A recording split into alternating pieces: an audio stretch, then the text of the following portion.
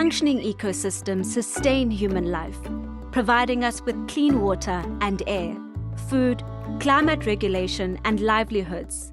In fact, more than half of the world's population relies directly on natural resources to earn a living. Investing in nature helps ensure that we have durable means of survival. Unfortunately, we are losing ecosystems at an alarming rate.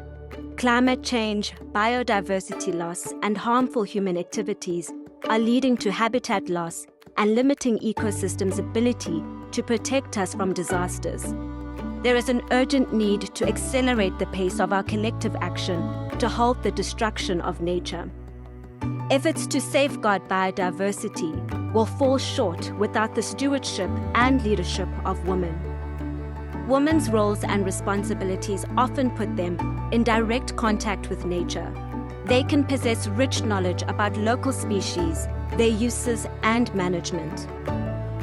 Nevertheless, economic, structural, and social inequalities persist and restrict women's recognition and involvement in biodiversity decision-making. Women often have less access and control over land, natural resources, and other productive assets, as well as related benefits. For example, women are responsible for 43% of agricultural labor in developing countries, but hold only a fraction of wealth and land. Consequently, women's involvement in the design of biodiversity policies is limited, resulting in missed opportunities for biodiversity.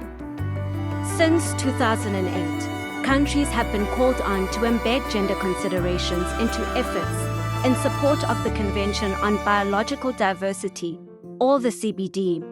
The CBD Kunming-Montreal Global Biodiversity Framework, adopted in December 2022 during COP15, is a key opportunity to accelerate progress toward gender equality while working for harmony with nature.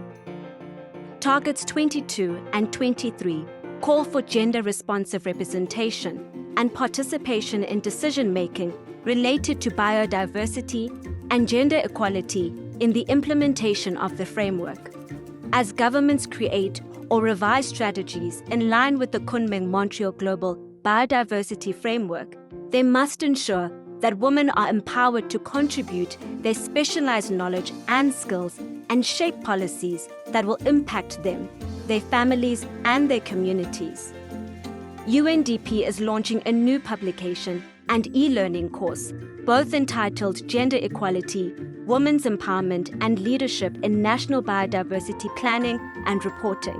These new offerings aim to help parties systematically mainstream gender in their national biodiversity strategies and action plans, NBSAP, and ensure the contribution of both women and men in safeguarding key ecosystems.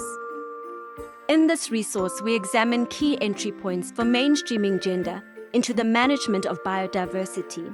These include building an enabling environment, recognizing women's knowledge, supporting women's participation in stakeholder consultations and leadership opportunities, fostering women's access to sustainable livelihood, data collection and monitoring systems, and resource planning.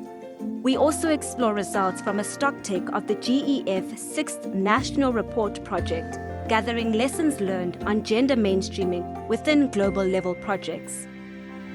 As we take action to halt biodiversity loss and repair our relationship with nature, we must ensure that women are empowered to contribute alongside men as leaders.